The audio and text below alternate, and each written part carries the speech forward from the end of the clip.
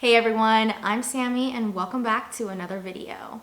Today I've got something really exciting to share with you guys. I'm going to be testing out my woodworking skills in the shop and showing you step by step on how I create a butcher block style cutting board from scratch.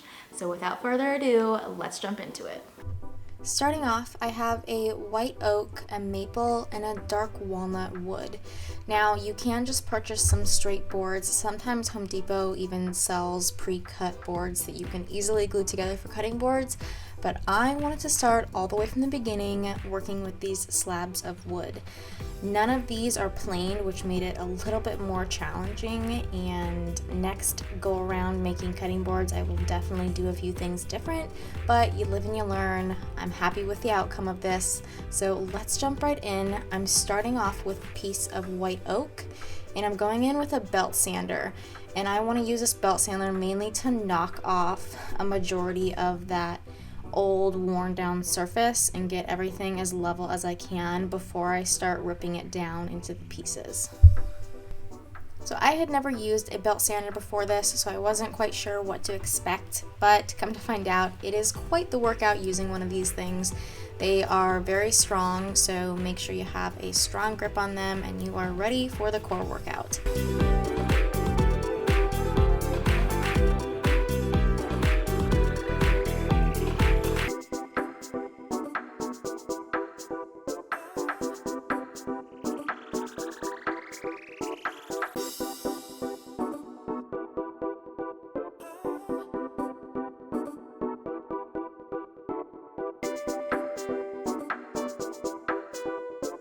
Now that everything is pretty even with that belt sander, I need to cut everything down into some more manageable sized pieces. So I'm using my miter saw to do this and slowly working my way through these slabs of wood. An annoying thing about these pieces was I had no straight edges to go off of, so it was a little bit frustrating cutting these down, figuring out which pieces I wanted to use. You'll notice in this one it has some odd chunks cut out of it, but I thought this wood was so beautiful I had to get it, so we're working with it. Another thing you'll notice is I'm going pretty slow through these pieces of wood. That's because these are hard woods. So one, it takes a little bit longer and more pressure for this blade to cut all the way through, but you want to make sure that you're holding a nice steady pressure all the way through so you get a nice smooth and even cut in the end.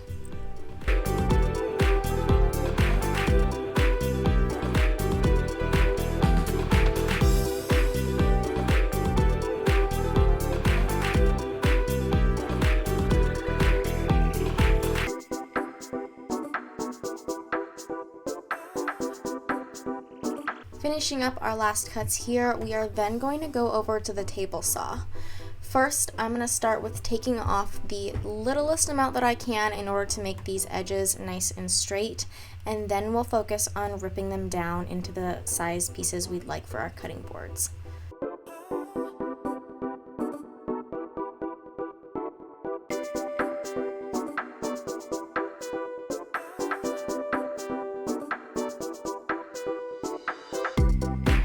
So here is when you can decide what you'd like your cutting board to look like. I knew that I wanted a few larger pieces and a few thinner pieces, so for these first ones I just ripped them down the center so it gave me two larger chunks. Now this is something that you can definitely experiment with, get some ideas offline. I googled so many different styles of cutting boards before I ended up making this one, and I also even ripped these down, lined them up against each other to figure out exactly what I wanted. I got the idea of doing these two larger pieces and then some small ones in between, so find a pattern that you enjoy and would like your cutting board to look like. Then I began ripping all of my other pieces down. I decided to go with a 1 1/4 inch measurement for these, and I kept it the same throughout. However, I was left with a few pieces at the end that were a little bit shorter, but I was fine with that being mixed in with my cutting boards, and if you don't like it, then you could just leave those pieces out. I continued this process until all of my pieces were ripped down and I was ready to assemble my cutting boards. Making this cutting board from these scraps of wood was definitely a challenge for me. I had a lot of trial and error, and I thought I was ready to assemble my cutting boards after ripping down all these pieces that I thought were square, but they were not. So I ran into quite the predicament. Once I got everything lined up, it was just not fitting well together. Most of this reason was because I started off with slabs of wood that were very uneven and had no straight edge whatsoever, and I didn't have the proper tools to create that straight edge for me or plane anything down. That being said, I did end up going and purchasing a planer. This made the process so much easier and quicker, and I wish I would have done this from the beginning. So once I had all my pieces ripped down, nothing was even, so I needed to run it through the planer. What the planer is going to do is basically smooth everything out, level it out so that I'm able to press two boards up against each other and they line up perfectly because they're both flat.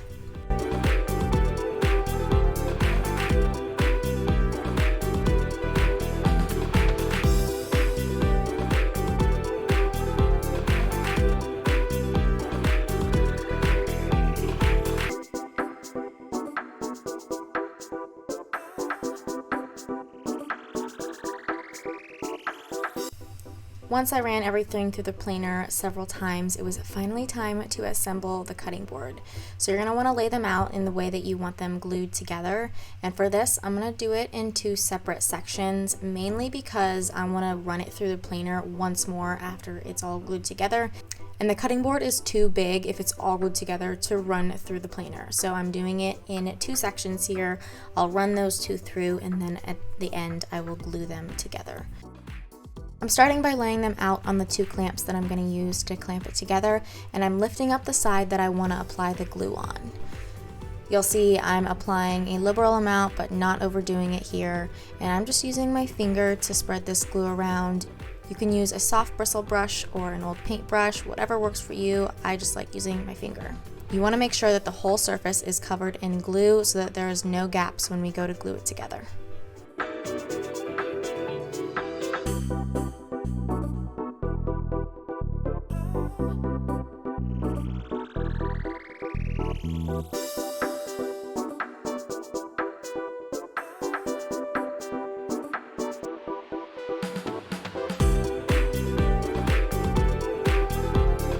And then you can start assembling everything. I'm lining them up, making sure everything's as level as I can get it, and then applying my clamps. For these, I just used a total of 4 clamps, and that seemed to do the trick for me.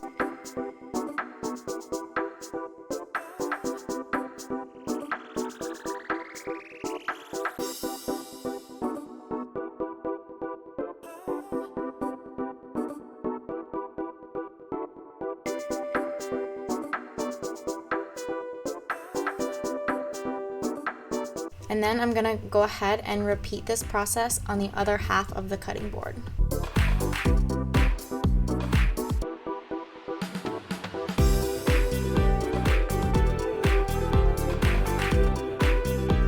An important step in the clamping process is to wipe off any excess glue, and it's just gonna make the process of sanding a little bit easier because you don't have to remove that dried glue. So here I'm just using a paper towel to remove as much of that as I can, and then the rest of it will just dry on and we'll remove it later while we sand.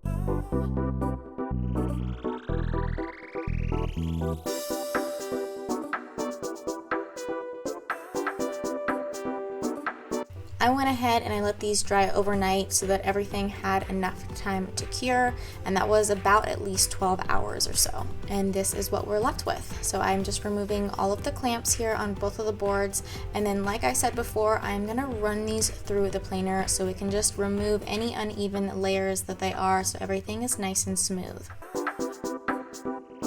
I ran each piece through the planer about 5 times or so until they were nice and smooth. I also made sure that the two pieces were the same thickness so that when I glued them together, they would be nice and level. Here I'm following that same gluing process as I did before. I'm applying a thorough layer to one side and then clamping these two pieces together.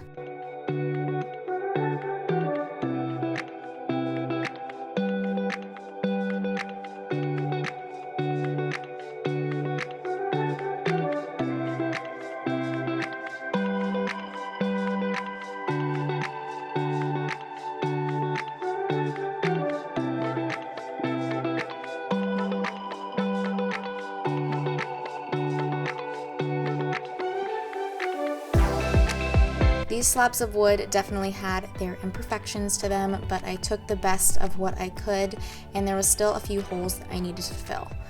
To do this, I'm using some old sawdust from when we sanded these pieces of wood earlier, and I'm mixing that with a little bit of wood glue. I find this to be a really good wood filler when you want the filler to match exactly the type of wood that you're working with. Just use some old wood shavings from when you sanded it down.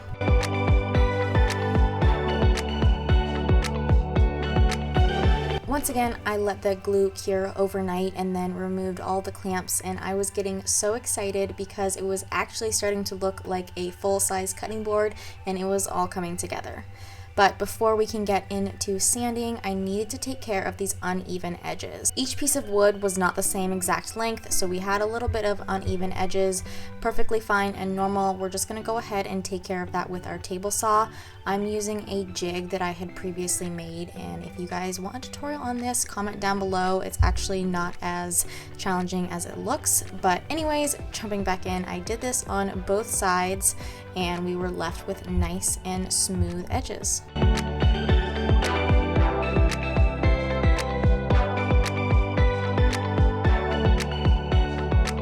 Now we are finally ready to sand. I am starting off here with a 120 grit sandpaper, and I'm just trying to knock off any areas that aren't perfectly even, or if there's any dried glue on the surface. We want to get all of that removed with this 120 grit. Once that is all removed, I'm going to go in with a 220 grit, and this is going to be the final sand, and it's going to smooth everything out and it should feel like butter.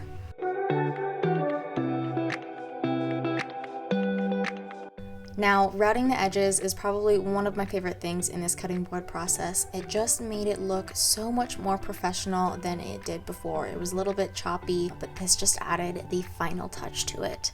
Now, it is totally up to you what size bit you want to use. I am using a roundover bit for this, and they have many different sizes. I definitely experimented a little bit before I finally decided this is the one I want on the edge of my cutting board, but again, totally up to you.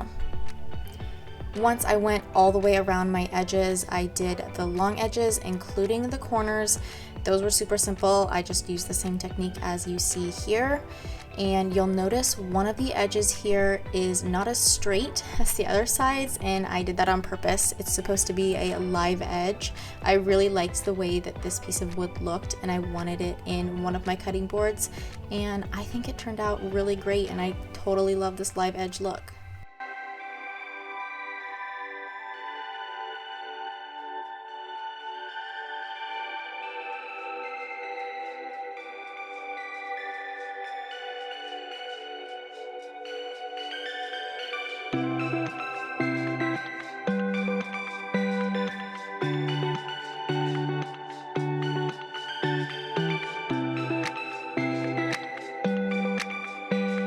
One side of the cutting board had a few larger holes that needed to be filled, and so I needed to go in a couple times to fill these. So I'm going in with that same mixture of the sawdust and the wood glue, and I'm applying the last layer here. Now I'm applying a really thorough coat, leaving a little bit of a mound on top because when it dries it's going to shrink, and I want to make sure this is the last coat that I'm applying.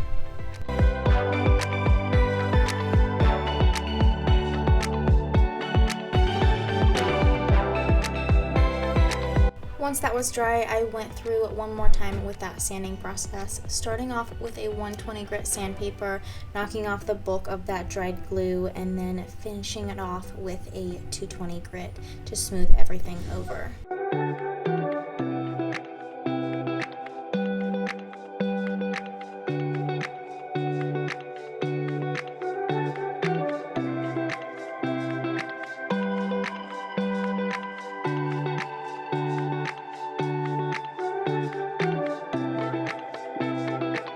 Now to finish off the sanding process, I did go in and hand sand a few of the corners.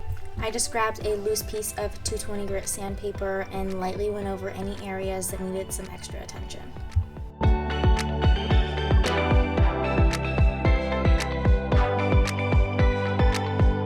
A very important step before oiling it is pre-wetting the cutting board.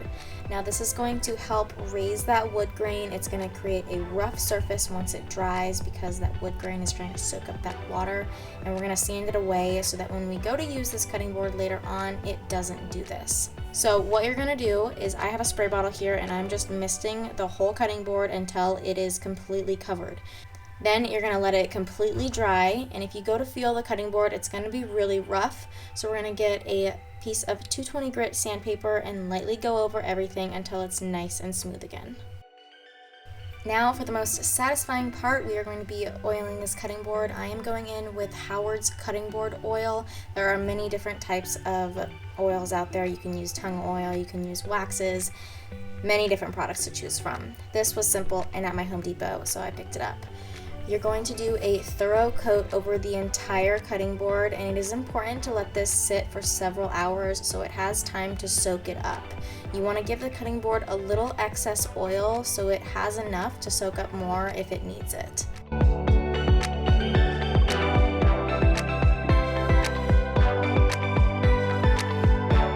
Once you've given enough time for that first coat to dry and soak up the oil, we're going to go in with a second coat, applying a thorough layer. I definitely noticed some areas on my cutting board that needed more oil than others, so I paid extra attention to those, but after the second coat, I let it dry for several hours. Once it was done drying, I went ahead and I wiped off any excess oil, and we were left with the finished product. I couldn't be happier with the outcome of this cutting board. I think it is absolutely beautiful. Now, I would change a few things in the making process of this, and that is the type of wood that I'm starting with, more so the condition of the wood. But all in all, I am super proud of the product that I created here, and I can't wait to make some more. Thank you for joining me on my cutting board making journey. I hope you enjoyed this video and you were able to get some inspiration or tips and tricks on creating your own cutting board. Leave some comments down below what you think of the style that I created, and if there's any questions, I would be happy to answer them. But as for now, I'll see you guys in the next video. Bye.